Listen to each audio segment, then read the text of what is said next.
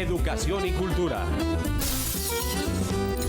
Aunque el Gobierno Nacional asegura que con la expedición del decreto 1174 los trabajadores que perciban ingresos inferiores a un salario mínimo contarán ahora con un mecanismo de protección social, lo cierto es que esta es una medida para legalizar la precarización laboral. El Plan Nacional de Desarrollo que se aprobó el año pasado creó el piso de protección social.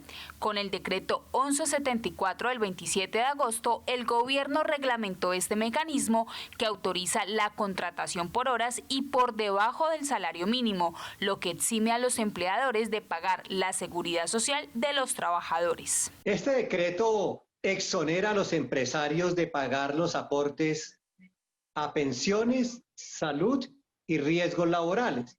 Los empresarios poco a poco van a venir reemplazando a los trabajadores que tienen contrato a término indefinido con un salario mínimo, posiblemente por 2 o 3 personas con una tercera parte de esos salarios.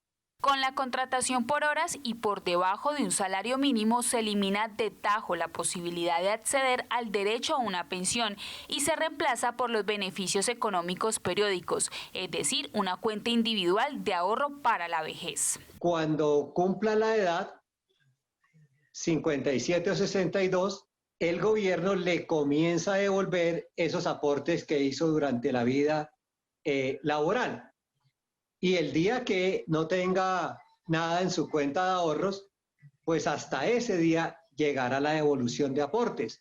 Ya no habrá pensión para esos trabajadores por aportes, ni sustitución pensional, ni pensión de invalidez. Aunque el decreto establece que cuando se contrate por debajo de un salario mínimo, el empleador deberá aportar el 15% del ingreso mensual del trabajador a los BEDS, este porcentaje es mínimo frente a los ahorros que le implica este tipo de contratación. La prima de diciembre, la prima de junio, las vacaciones y por supuesto que se ahorrarían cerca del 10% de los pagos de la seguridad social. Es decir, van a seguir creciendo los ingresos, las ganancias de los empresarios, mientras los trabajadores se continuarán empobreciendo. El piso de protección social lo integran los BEDS, un seguro inclusivo para el trabajador en caso de riesgo o enfermedad por su actividad laboral y el régimen subsidiado de salud. Este último lo pagaremos todos los colombianos. El pago de la salud la asumiríamos los colombianos, porque esos trabajadores están obligados a afiliarse al régimen subsidiado.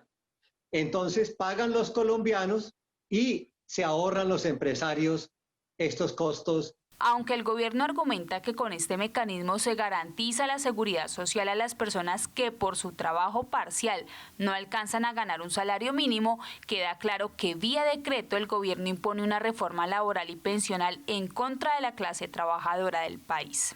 El gobierno ha utilizado el confinamiento y los decretos de emergencia para menoscabar los derechos de los trabajadores. Lo que debería hacer el gobierno es obligar a los empresarios que no pagan el salario mínimo a que paguen el salario mínimo. La Central Unitaria de Trabajadores adelanta una demanda ante la Corte Constitucional contra el artículo 193 del Plan Nacional de Desarrollo que creó el piso de protección social y el decreto 1174 que lo reglamenta.